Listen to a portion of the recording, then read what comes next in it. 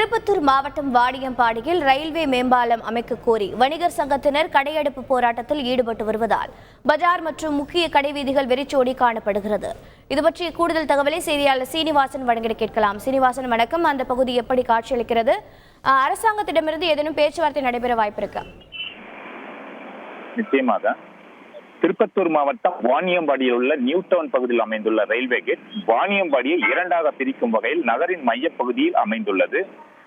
அரசு மருத்துவமனை, taluka office, register office, நீதிமன்ற வளாகம், நகர கிராமிய மகளிர் போக்குவரத்து காவல் நிலையங்கள் மற்றும் உழவர் சந்தை ஆகியவை ஒரு புறமும், மற்றொரு புறம் நகராட்சி அலுவலகம், வருவாய் கோட்டாட்சியர் அலுவலகம், காவல்துறை கண்காணிப்பாளர் அலுவலகம், அரசு தொழில்நுட்ப கல்லூரி உள்ளிட்ட ஆகியவை மற்றொரு புறமும் அமைந்துள்ளது.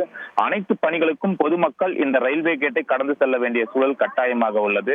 மேலும் வாணியம்பாடி சுற்றியுள்ள 200க்கும் மேற்பட்ட கிராமப்புற மக்களும் உழவர் சந்தைக்கு விளைபொருட்களை கொண்டு வரும் விவசாயிகள் அனைவரும் இந்த நியூ டவுன் ரயில்வே கேட்டை கடந்து செல்ல வேண்டிய கட்டாயத்தில் உள்ளனர்.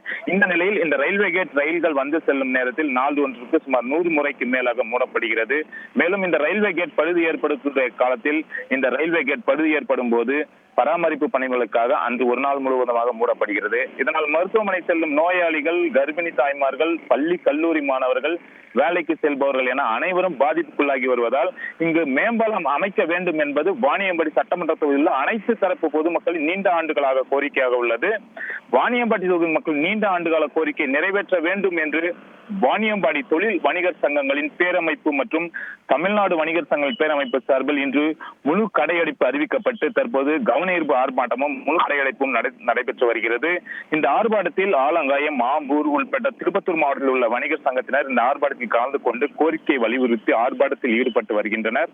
இந்த ஆர்ப்பாட்டம் காரணமாக முக்கிய பஜார் பகுதிகள், வாரசந்தை மையத்தில் உள்ள தினசரி கடைகள், காய்கறி கடைகள் அனைத்தும் அடைக்கப்பட்டு பொதுமக்கள் நடமாட்டம் இன்றி வெறிச்சோடி காணப்படுகிறது. மேலும் மருந்து கடைகள் மட்டுமே இன்று வழக்கம் போல் இயங்கி வருகிறது. இந்த ஆர்ப்பாட்டத்தில் அதிமுக எம்எல்ஏ செந்தில்குமார் மற்றும் அனைத்து சர்வ கட்சிகளை சேர்ந்தவர்களும் கலந்து கொண்டு தங்களுடைய கண்டனத்தையும் தங்களுடைய கோரிக்கையும் வலியுறுத்தி வருகின்றனர். மேலும் இந்த ஆர்ப்பாட்டம் நடைபெறும் நிலையில் இன்றும் ரயில்வே கேட் பழுதாகி உள்ளது. இது சரி செய்யும் பணிகளும் தற்போது நடைபெற்று வருகிறது.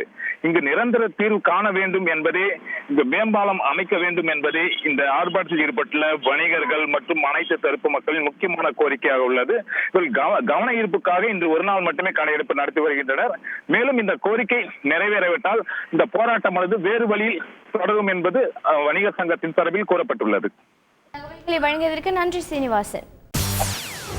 செய்திகளை உடனுக்குடன் தெரிந்து கொள்ள உடனே சப்ஸ்கிரைப் பண்ணுங்க.